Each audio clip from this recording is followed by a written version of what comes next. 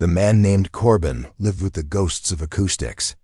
He knew the way a gunshot's echo could lie, pretending it came from the west when the rifle was east. He knew the sound of a man's last breath was not a sigh, but a question, a small, sharp inhale. He knew the silence that followed a cavalry charge was the loudest sound on earth, a hollow scream the wind refused to carry.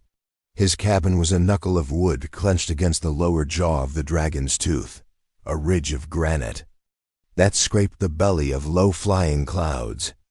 Below it, the Cinder Creek coiled, a silver artery in the gray flesh of the land, half frozen now in the brutal clench of late autumn. This was a place you came to forget your own name, or to wait for the world to forget it for you. Corbin was doing both. He was splitting wood when the sound found him. It wasn't a cry. It was thinner, sharper, a tear in the fabric of the wind. The sound a rabbit makes when the hawk has it. He froze, axe buried in a half-split log of pine. His eyes, the color of a washed-out sky, scanned the tree line. Nothing. Only the sigh of the wind through the needles, a sound he had long mistaken for peace. He'd been a fool to believe it. Peace was just a pause between heartbeats of violence. He heard it again, closer, from the creek. His body moved before his mind consented, a lifetime of instinct overriding the desire for the isolation he had so carefully curated. He left the axe where it was, a metal fang in the wood, and moved down the gentle slope. The air grew colder as he neared the water, the smell of wet stone and decay rising to meet him. And then he saw it, a splash of color against the grays and whites of the creek bed. Not the rust red of fallen leaves, but a deep, impossible turquoise. A small body, caught in a lattice of fallen branches and ice, snagged like a piece of driftwood. A child, a native child. Her face was turned away from him, submerged in the numbing current, but one small hand was thrown back, fingers curled against a rock as if trying to pull the rest of her from the water's grip. She was impossibly still. Corbin's breath hitched. 100 reasons to turn back screamed in his head. This was not his business. This was a hornet's nest. To touch this child was to invite a reckoning he had spent 5 years trying to outrun. The local Chiricahua, the people of the rising sun as they called themselves, were not known for their gentle interpretation of a white man meddling in their affairs. Especially not here, on the edge of the lands they considered sacred, lands his own kind had bled for and bled upon. He took a step back. The wind bit at his face, whispering warnings he already knew by heart. Let the creek have her. Let the world turn as it will. You are no savior. But the turquoise beads on the deerskin dress held his gaze, and the small, dark braid of hair, unraveling in the water like a streamer of smoke. He saw not a stranger, but an echo. A different child, with hair the color of corn silk, her small hand lost in his own as a fever took her. A ghost he could never appease. Cursing the God he no longer believed in, cursing the weakness in his own soul, he plunged into the creek. The cold was a physical blow, a predator's jaws clamping onto his legs, stealing his breath. He gasped, stumbling on the slick moss-covered stones. The water was a torrent of liquid ice, fighting him, trying to pull him down with its prize. He reached the branches, his hands clumsy with cold. He broke them away, the sharp snaps loud in the crushing silence of the wilderness. He managed to get his arms under the child, his fingers sinking into the sodden deerskin. She was limp, a dead weight. Too late. The thought was a shard of ice in his gut. He had come for nothing. He lifted her from the water, and she coughed. It was a small, ragged sound, a spasm that shuddered through her tiny frame. Water, pale and pink with blood, dribbled from her lips. Her head lolled back against his shoulder. For the first time, he saw her face. She was maybe 7, 8 years old. A gash ran from her temple into her hairline, dark and weeping. Her skin was the color of clay, her lips a faint, terrifying blue. But her eyes, beneath fluttering lids, were deep and dark as a forest at midnight. They opened, just for a second, unfocused, looking through him, past him, at something only she could see. Her lips parted, a wisp of vapor escaping. She murmured a single word, a name not meant for his ears, a sound like rustling leaves and falling stone. Dasudahe. Then her eyes rolled back and the stillness returned. Corbin stood there for a long moment, the crushing weight of the girl in his arms, the icy water swirling around his thighs. The creek, which had tried to claim her, now seemed to be trying to claim him, pulling the warmth from his bones, whispering of the grave.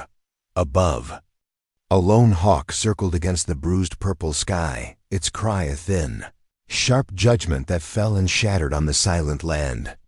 He had just picked up a war that wasn't his, and he knew, with a certainty that was colder than the water on his skin, that the war would now come looking for him.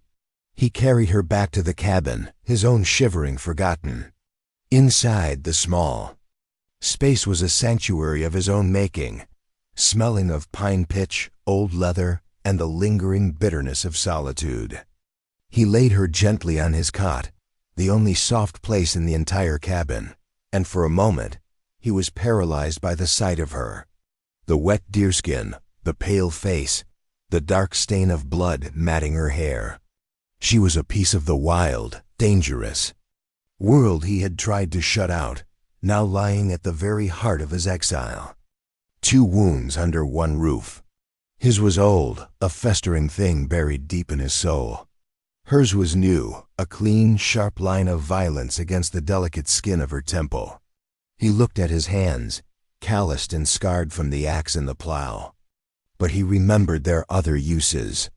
He remembered the feel of a rifle stock, the weight of a cavalry saber. He had once been Sergeant Corbin Hawley of the 3rd U.S. Cavalry, a man who followed orders. He'd followed them right into a canyon called Ash Creek, a place whispered about in taverns and around campfires, a place where the air still smelled of gunpowder and regret. He had not pulled a trigger that day. He had been a scout, his job done once. He'd led the soldiers there, but he had been the eyes that guided the slaughter. He had seen women and children cut down, had heard the screams that the canyon walls threw back, amplified and distorted into something inhuman. He had deserted that night, trading his uniform for a prospector's rags and his name for the anonymity of the wilderness. He was not a hero. He was a coward who had run from the ghosts he helped create. And now one of them was lying on his bed. The girl stirred, a soft moan escaping her lips. Her eyes fluttered open again, but this time they were lucid. They fixed on him, wide with a fear that was ancient and knowing. It was not the simple fear of a child for a stranger, but the deep, ingrained terror of a people who had learned to see death in the face of men who looked like him. She tried to scramble away, her small body rigid with panic, but a wave of dizziness sent her falling back onto the straw-ticked mattress. Corbin held up his hands, palms open. A gesture of peace he knew was meaningless. "Easy now," he murmured, his voice rough from disuse. "You're safe here." The word safe was a lie, and they both knew it. There was no safety here. He was the danger she had been taught to flee, and she was the consequence he had been trying to escape. Her eyes darted around the small cabin, taking in the single room, the stone hearth, the rifle mounted over the door. Her gaze lingered on the fire he had built up, the flames dancing and licking at the logs. She didn't look at it with the comfort of someone seeking warmth. She stared at it like she was watching a village burn, like she remembered the smell of burning hides and human hair. The memory was so palpable in her gaze that Corbin could almost smell it too, the phantom scent of the Ash Creek massacre rising in the small, confined space.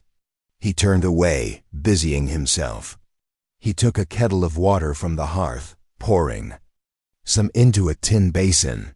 He ripped a strip from a clean linen shirt, his last one. He moved slowly, deliberately, letting his actions speak where his words could only fail. When he turned back, Basin in hand, she had not moved, but her stare had changed.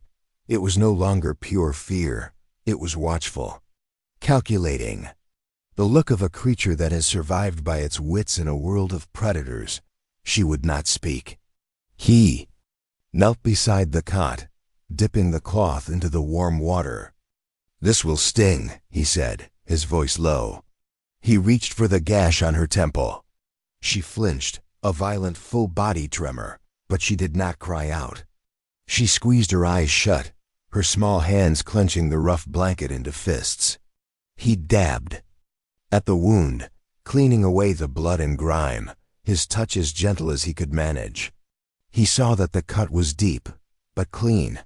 A fall against a sharp rock, perhaps, or something else. Underneath the deerskin dress, he saw a worn piece of dark blue wool peeking out, a soldier's coat. Or a piece of one, worn for warmth. His stomach tightened. Where had she gotten it? Stolen? Scavenged from a dead man? He finished cleaning the wound and gently pulled the blanket up to her chin, covering the offending scrap of fabric. He would deal with that later. For 2 days, they lived in a world made only of silence and gesture. The silence was a living thing in the cabin, thick with unspoken history and unasked questions. It was the silence of the hunter and the hunted, trapped in the same small space, each waiting for the other to make a move. He would leave broth for her by the cot, and when he returned from checking his traps, the bowl would be empty.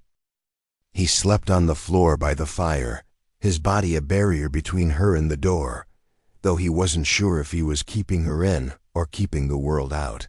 He found himself talking to her, not expecting a response, but simply to fill the void. He told her about the hawk that nested on the ridge, about the way the snow would soon blanket the valley. He hummed old tunes, songs his wife used to sing while she worked in her garden, melodies of a life he had lost long before he'd lost her. They were songs of planting and harvest, of love and gentle seasons, and they felt like a sacrilege in this place of rock and memory and pain. He did not ask her name. He did not ask what happened. He simply tended to the wound on her head and the deeper wound that resided in her unblinking stare. On the second night, he took the soldier's coat. She was asleep, her breathing deep. And even for the first time, he eased the tattered piece of wool out from under the blanket. It was a cavalry jacket, threadbare and faded, the brass buttons long gone. It reeked of stale sweat and gunpowder. He took it outside, into the biting cold of the moonless night. He dug a small hole in the frozen earth behind the cabin, his fingers aching, and he buried it. He covered it with dirt and stones, a small unmarked grave for a past he could not escape. It was a futile gesture, an attempt to bury a ghost, but he did it anyway. When he came back inside, she was awake. She was sitting up on the cot, watching him. There was no accusation in her eyes, only a profound, unsettling stillness. The next morning, the third since she arrived, something shifted. The air in the cabin felt different, thinner. He was mending a trap by the fire when he heard it. Sound so soft he almost missed it. Humming. He looked over at the girl. She was sitting with her back against the wall, her legs tucked beneath her. Her eyes were closed. She was humming the same tune he had been humming the night before. One of his wife's songs. But the melody was changed. It was slower, sadder, rearranged into a minor key that transformed it from a simple folk song into a dirge. A lament. A cold dread trickled down Corbin's spine. The song wasn't for him. It wasn't a sign of comfort or connection. She was taking his memory, his private grief, and singing it back to a world that was listening.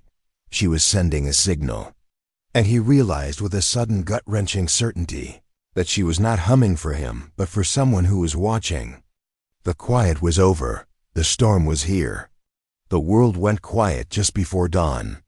It was a different kind of quiet from the one inside the cabin. This was a heavy, ancient silence, the kind that presses down from the sky and smothers all other sound. The wind died. The creaking of the pines ceased.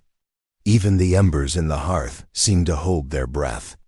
Corbin was awake, had been for hours, sitting in the dark, the rifle across his lap. He knew. The way an animal knows the hunter is near, not by sight or sound, but by a change in the pressure of the world. He rose and went to the single grimy window. The pre-dawn light was the color of a fresh bruise, a pale violet gray that clung to the valley floor. A thick fog had rolled in, swallowing the trees, erasing the horizon. And in the fog, he saw him. A single rider, motionless on the ridge opposite the cabin. A silhouette, stark and still as a stone carving. An Apache warrior, his hair long and unbound, a rifle held across his lap. He was not looking at the cabin. He was looking through it, as if seeing the past, present, and future all at once.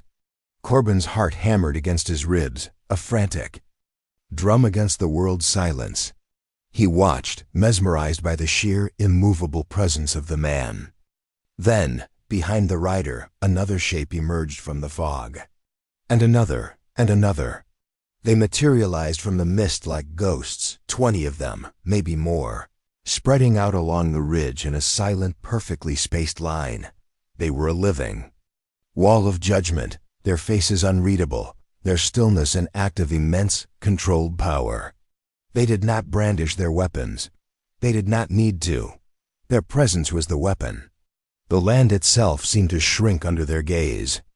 Corbin felt the weight of their history, of every treaty broken, every promise betrayed, every drop of blood spilled between his people and theirs. It was a weight that could crush mountains, and it was all directed at the single insignificant door of his cabin. Then the line of riders parted. A man appeared between them, walking down the slope. He was on foot. An act of such profound authority, it made the mounted warriors seem like mere honor guards. He was old, his face a beautiful brutal map of seasons and sorrows. His hair was streaked with silver, braided with eagle feathers and strips of otter fur. He wore no paint, but his eyes held a fire that could melt stone. He walked with a slight limp, yet his stride was deliberate, unhurried. The walk of a man who knows the ground he walks on belongs to him, and always will. Beside him, holding his hand, walked a young boy, perhaps 10 years old, his face a mask of solemn duty. It was the old man from the girl's fevered whisper, Dasadehei, the war chief. He stopped 20 yards from the cabin door, the boy at his side. The warriors on the ridge remained motionless, a chorus of silent witnesses. The fog swirled around the chief's moccasins, making it seem as if he had risen from the earth itself. The silence stretched, becoming unbearable. Every beat of Corbin's heart was a clap of thunder in his own ears. He knew what he had to do. There was no escape, no bargain. There was only the truth of the moment. He laid his rifle carefully on the floor. He walked to the door, his hand trembling as he lifted the latch. He pulled it open and stepped outside into the biting cold. He did not look at the warriors on the ridge. He looked only at the chief, at the ancient, unforgiving eyes that held the memory of 100 winters, 100 battles. A voice, not from the chief, but from one of the riders on the ridge, cut through the silence. The words were spoken in English, a deliberate choice, a bridge across a chasm of blood. The voice was not angry. It was flat, heavy, a statement of fact. You touched one of ours. Corbin did not try to speak. Words were useless now. They were the tools of liars and politicians, the currency of a world that had no place here. There was only one gesture that could answer the weight of their presence, the truth of their accusation. He took a slow, deliberate breath, the cold air burning his lungs. And then he lowered himself to the frozen ground, dropping to one knee, not in fear, not in surrender, but in a profound and long overdue act of atonement. He bowed his head, his gaze fixed on the unforgiving earth, and waited for the judgment he knew he had earned 5 years ago in a canyon of ghosts. They did not bind his hands. They did not shove him forward. The two warriors who came for him simply stood on either side, their presence a cage more effective than any rope. He was taken, his ascent was assumed, his trajectory decided. He rose from his knee and walked, a prisoner of the space between the two men, up the slope and toward the silent line on the ridge. As he passed the war chief, he risked a glance. DeSoto Hayes' eyes were not on him. They were fixed on the cabin door, where the small girl now stood, wrapped in Corbin's blanket, her face pale but her eyes clear. She looked at her grandfather, and a silent conversation passed between them, a language of glances and shared history that Corbin could never comprehend. Then the chief nodded, a barely perceptible motion, and the girl stepped back into the shadows of the cabin. The journey was a silent pilgrimage into the heart of their land. They moved through canyons of red rock and forests of whispering pine, their passage making no more sound than the fall of a leaf. Corbin was adrift in a sea of brown skin and black hair, a pale scar on the landscape. They did not speak to him. They did not look at him. He was a piece of baggage, an object being transported, his humanity suspended. He used the silence to fall inward, into the landscape of his own guilt. He saw again the dust and smoke of Ash Creek Canyon, the sun beating down on the rocks. He had been proud that day, a young scout who had found the unfindable, a hidden Chiricahua rancheria. He'd accepted the praise of Major Evans, a man whose smile was as thin and sharp as a knife's edge. "You've done a great service, Halle," Evans had said, clapping him on the shoulder. "We'll flush them out, end this nuisance for good." Corbin hadn't understood what "flush them out" meant until the shooting started. It wasn't a battle. It was an execution. He'd watched from a ridge, the same way these warriors had watched his cabin, and he'd seen the blue-coated soldiers pour fire into the village of hide and wood. He saw a warrior, a leader by his bearing, run out to meet the charge. Armed only with a lance, he was cut down by a dozen rifles at once. He saw the warrior's wife run to his body, and she was cut down too. He saw everything, and he did nothing. That night, under the indifferent stars, Corbin Halle had ceased to exist. They arrived at the camp as the sun was setting, painting the sky in violent streaks of orange and blood red. It was not a hidden camp like the one at Ash Creek. This was a place of permanence, nestled in a wide, defensible valley, with a stream running through it and horse herds grazing on the winter-cured grass. It was a place of life, of children playing and women tanning hides, of the smell of roasting meat and wood smoke. As they entered, the life stopped. A hush fell over the camp. Every eye turned to him, the white man, the Inda, being led to the center of the village. They brought him before a large, open-sided structure of woven branches, the heart of the community. DeSoto Hay was there, seated on a pile of buffalo robes. The girl, Kaish, was beside him, now cleaned and dressed in a new deerskin dress, her black hair neatly braided. She looked at him, and for the first time, he saw something other than fear or watchfulness in her eyes. It was curiosity, and something deeper, pity. DeSoto Hay gestured for Corbin to sit. He sat on the bare ground, the dust cool beneath him. The warriors formed a circle around them. The entire village seemed to press in, a silent, watching jury.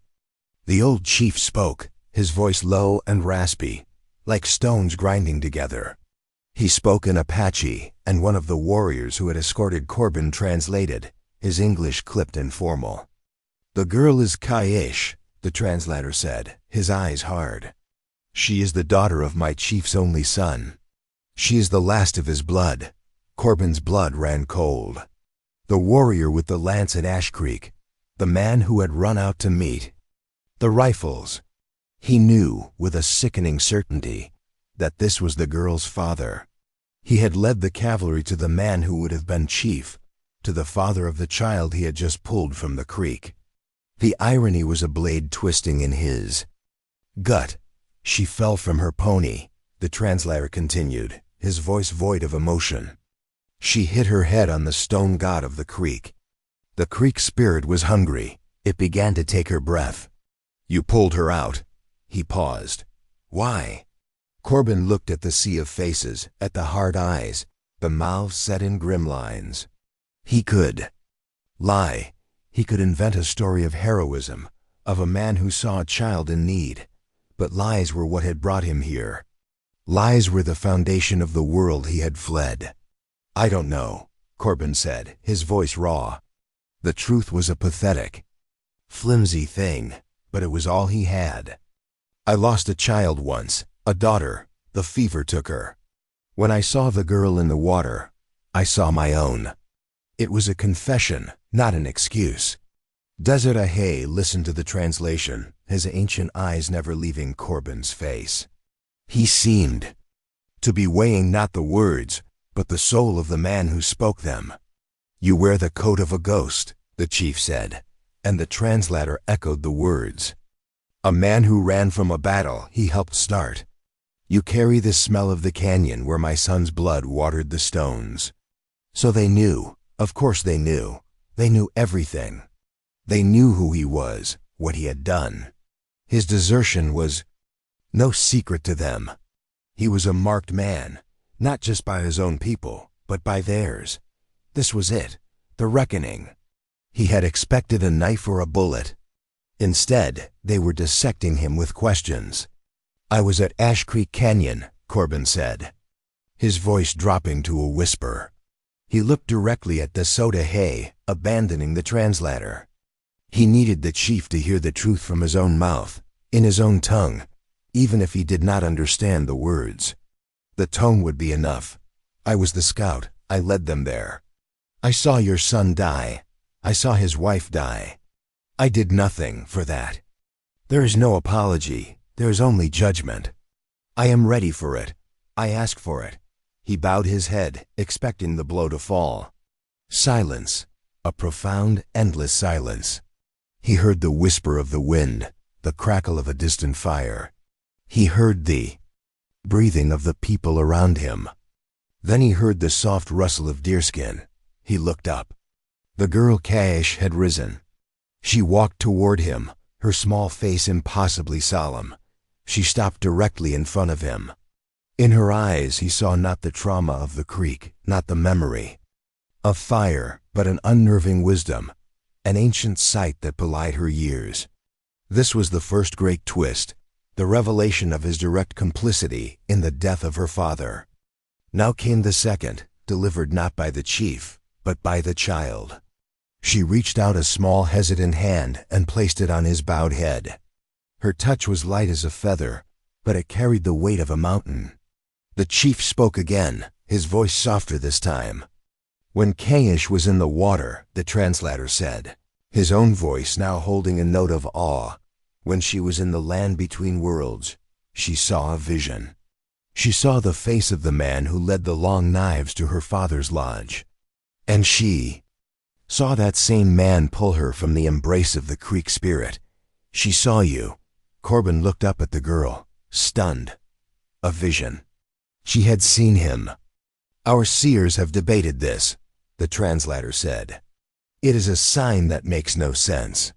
The hand that guides the killer cannot be the hand that saves the bloodline.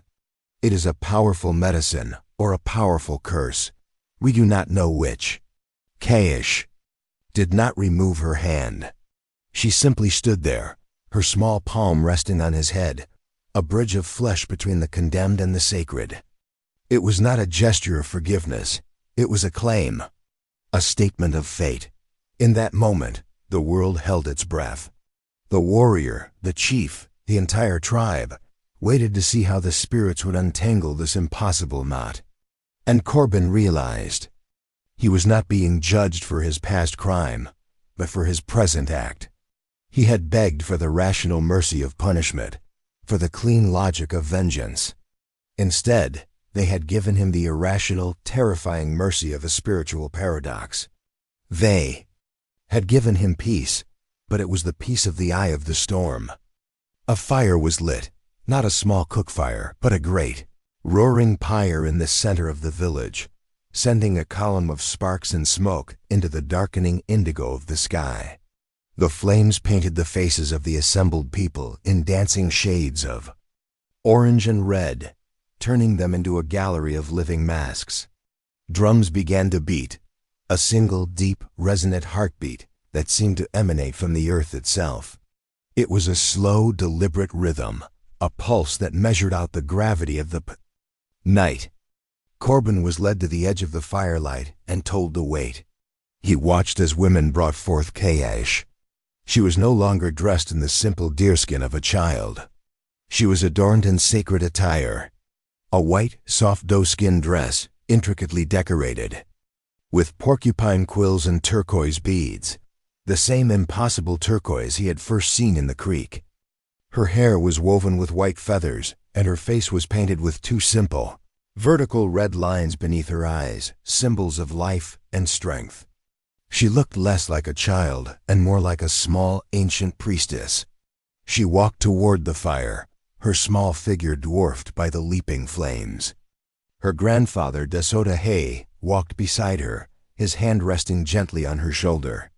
Corbin's heart seized with a new kind of terror. He had seen ceremonies before, from a distance. He had heard stories from other trappers, whispered tales, of rituals to appease angry spirits, of sacrifices made to restore balance. He thought of the gash on her head, of her journey into the spirit world of the creek. He believed this was a funeral, a rite to purify the tribe of the contamination of her near death, or perhaps to appease the spirit that had claimed her. He thought they were going to offer her to the fire. It was an insane thought, born of ignorance and fear, but in the flickering, hypnotic light of the flames and the relentless pounding of the drum, it felt horribly real. He could not bear it. After everything, after Ash Creek, after pulling her from the water, he could not stand by and watch this. He took a step forward, a hoarse cry forming in his throat. No! Instantly, two warriors blocked his path. Their arms were like iron bars across his chest. They did not look at him. Their eyes remained fixed on the ceremony. "Be still, Inda," one of them murmured, his voice a low growl. "This is not for you to understand." Dasoda led Kaesh to the edge of the flames. He began to chant, his voice rising and falling with the beat of the drum. He spoke of the creek, of the cold, of the spirit world. He spoke of the bloodline, of the hawk, of the mountain. He was not mourning a death, he was narrating a journey. Kaesh stood beside him, her face serene, her eyes fixed on the fire as if it were an old friend. This was not a funeral. He saw that now. It was a naming or a renaming. A ceremony to acknowledge the trials she had endured and to welcome her back into the world of the living, changed but whole. He had been a fool. His fear was a white man's fear, an outsider's interpretation of a mystery far older than his entire civilization. The chief raised his hands. The drumming stopped. The silence that fell was absolute, broken only by the crackle and hiss of the fire. Dasoda turned his gaze from the fire to Corbin. He spoke, and the words echoed across the silent plaza. The translator's voice followed a moment later. "She who was Kaesh, the willow by the water, was taken by the creek. But she did not break. She returned. She is now Nizhoni Go-na-pa, the one who walked back from the water beautifully." The people murmured the new name in a collective reverent whisper. Nijhoni-go-na-pa. Then the chief's gaze hardened. Locking onto Corbin, "You are the man of two ghosts. The ghost of the man you were, and the ghost of the child you lost. You brought our child back from the water. You did not do it for honor. You did not do it for glory. You did it for your own ghost. This is a powerful motive. It is a debt that cannot be paid with horses or blankets." Corbin braced himself. "You came to these mountains to be forgotten," the chief continued, his voice resonating with power. But the spirits do not forget. You asked for judgment. The judgment of man is death. The judgment of the spirits is life. You will live. But the life you had is over. Dasodahe beckoned him forward. The warriors released him.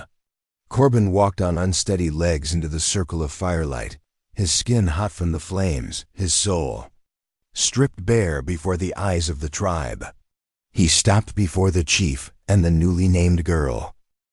"You have no name," the chief declared. "Corbin Halle is a ghost, a scout for the Long Knives. That man is dead to us. We will give you a name so the spirits know who you are and what you are for." He paused, his eyes seeming to peer into the very marrow of Corbin's bones. "You will be called Adahuna Wigi, he who returns what was stolen." The name was not a title of honor. It was a burden, a sentence, a life's work. It was a brand on his soul, marking him forever, with the dual truths of his crime and his one act of redemption. Nizhon, I-go-na-pa, the girl who was once Kahesh, stepped forward. She looked up at him, her dark eyes holding the wisdom of 1,000 visions. Then she did something that shattered the last of his defenses. She reached up, and with her small fingers, she gently touched the scar on her own temple. Then, she reached out that same hand and touched his face, her fingers tracing a line from his eye down his cheek, as if marking him with her own survival. It was not the offer of a hand in marriage, as a lesser story might have told it. It was something far deeper, far more sacred and irreversible. It was the sealing of a pact written not by men, but by fate. He was now bound to her survival, to her people. He was no longer a white man. He was not an Apache. He was something. In between, a bridge of scar tissue, a guardian forged in fire and water and regret. He did not stay in the village. To do so would have been an impossible integration, a lie. He was not one of them. He was Adahuna Wigi, and his purpose lay not within the tribe, but on its border. Dasodahe gave him his charge. The pass to the north, the one most often used by prospectors and trappers encroaching on their winter hunting grounds, was now his to watch. He was not to be a warrior. He was to be a warning. His presence alone, the white man who lived at the gate, who spoke the language of the spirits, would be a more powerful deterrent than a dozen warriors with rifles. He was to be a living treaty, a man of two worlds belonging to neither, whose only purpose was to keep them separate. He returned to his cabin, but it was no longer a refuge of solitude. It was a guard post. He did not vanish back into the world that had made him, nor did he die a martyr's death. He lived. He accepted the burden of life, which was a far heavier sentence than the release of death he had craved. Years passed. The snows came and went, carving deeper lines into his face, turning his hair the color of ash. He became a feature of the landscape, a local legend whispered about by the white men who ventured too close to the pass. They spoke of a mad hermit, a renegade with haunted eyes who would appear without a sound and simply stand there, watching until they turned back. They did not know his name or his story. The Apache knew. Sometimes a warrior would leave a dressed deer near his cabin. Once a season, Nizhoni-go-na-pa. Now a young woman with the same serene wisdom in her eyes would come with her grandfather. They would share a silent bowl of stew with him by his fire. They never spoke of the past. They did not need to. It lived in the air around them, in the space between their breaths. He became the silence he had once sought, but it was no longer empty. It was filled with purpose. He was the guardian of a promise, the keeper of a debt. His atonement was not a single act, but a long, slow erosion of self, until all that was left was the duty. Long after Dasodahe had gone to join the ancestors, long after Corbin himself was old and bent like a river willow, Nizhoni-go-na-pa, now a matriarch and a seer for her people, would bring her own grandchildren to the edge of the pass. She would point to the small weathered cabin, smoke curling from its chimney like a prayer. They would ask her who lived there, in that lonely place between the worlds.